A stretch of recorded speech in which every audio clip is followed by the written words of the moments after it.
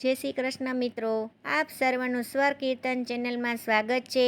આજે આપણે પુરુષોત્તમ માસ એટલે કે અધિક માસની પરમા એકાદશીની કથા સાંભળીશું અને સાથે ગીતા અધ્યાય 15મો પુરુષોત્તમ યોગ સાંભળશું। જો તમને અમારી આજની આ કથા સાંભળવી ગમે તો લાઈક કરજો, શેર કરજો અને ચેનલમાં નવા હોય તો સબસ્ક્રાઈબ કરવાનું ભૂલતા નહીં।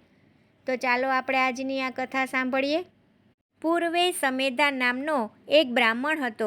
તેને ઘરે પતિવ્રતા સ્ત્રી હતી, પણ કર્મના બળે તે બ્રાહ્મણ દરિદ્ર બની ગયો। તેને ધન ધાન્યના સાસા પડવા લાગ્યા। છેવટે તેણે ભિક્ષા પર ગુજારો કરવા માંડ્યો। લોકો પણ તેની રોજની ભીખથી કંટાળી ગયા। હવે તેને ભિક્ષા મળતી બંધ થઈ।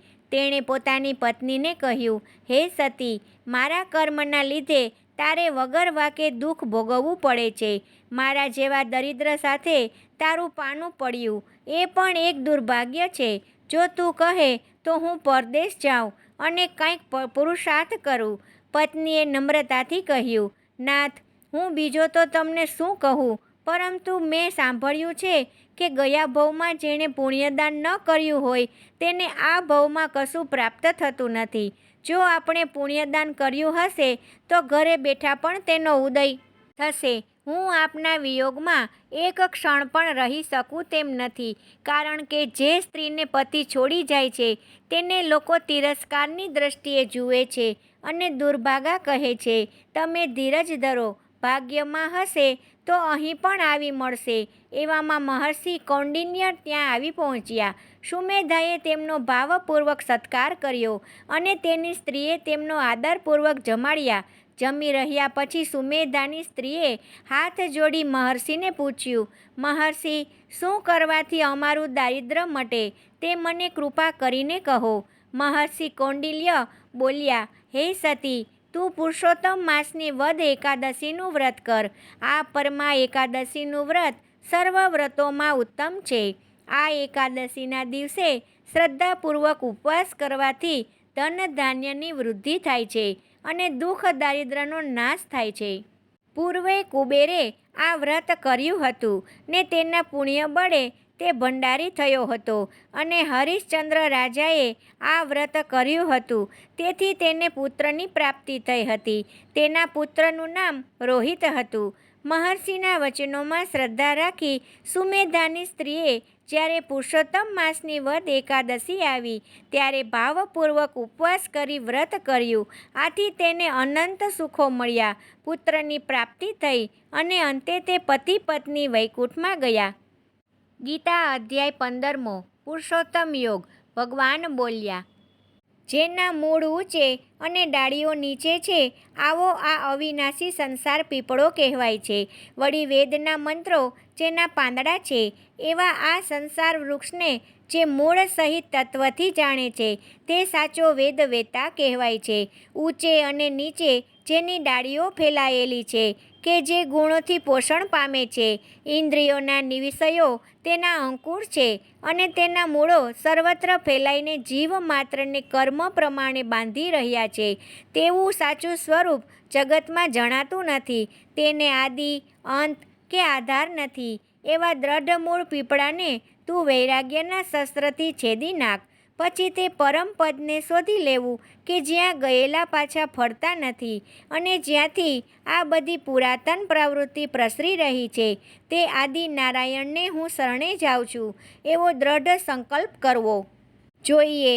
જે માન, મોહ અને અનુરાગથી મુક્ત છે, જે અધ્યાત્મ જ્ઞાનમાં લીન અને નિષ્કામ છે, જે સુખ દુઃખ દ્વંદ્વોથી મુક્ત છે, તેવા જ્ઞાનીજનોએ અવિનાશી ધામમાં પહોંચી જાય છે। જેને સૂર્ય, ચંદ્ર કે અગ્નિ દર્શાવી શકતા નથી અને જેને પામ્યા પછી પાછા ફરવું પડતું નથી, તે મારું પરમ ધામ છે।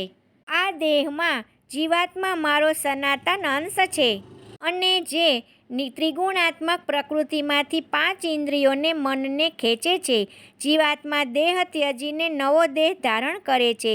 તે સમયે જેમ વાયુ ગંધને લઈ જાય છે તેમ તે મને અને ઇન્દ્રિયોના સૂક્ષ્મ તત્વોને સાથે લઈ જાય છે। જીવાત્મા કાન, આંખ, ત્વચા, જીભ, નાક અને મન એ બધી ઇન્દ્રિયોમાં પ્રવેશીને વિષયોને ભોગવે છે.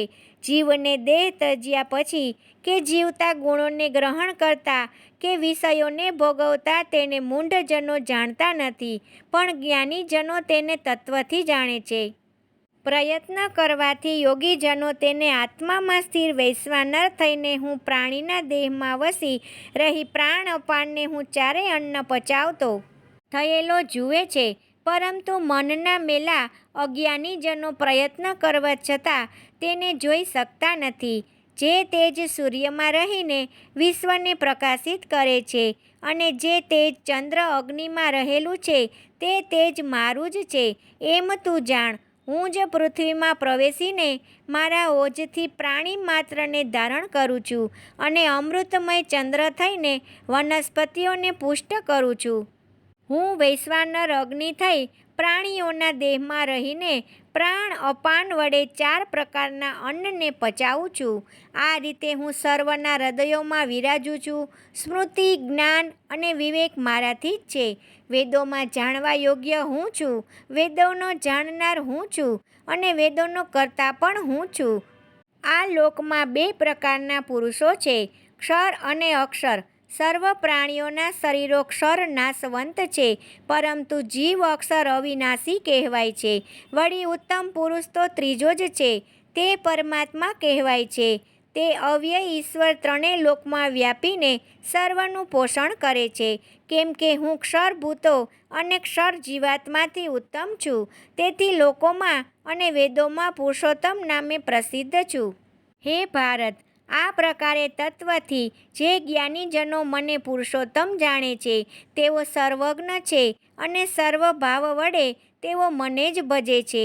હે નિષ્પાપ અર્જુન, આમ આ ગૃહ્ય જ્ઞાન પણ ગૃહ્ય શાસ્ત્ર મેં તને કહ્યું છે. તેને તત્વ દ્વારા જાણવાથી જ્ઞાની અને કૃતાર્થ થવાય છે. ઓમ તત્સત. પુરુષોત્તમ યોગ સંપૂર્ણમ. શ્રી પુરુષોત્તમ ભગવાન કી જય. દ્વારિકાધીશ કી જય.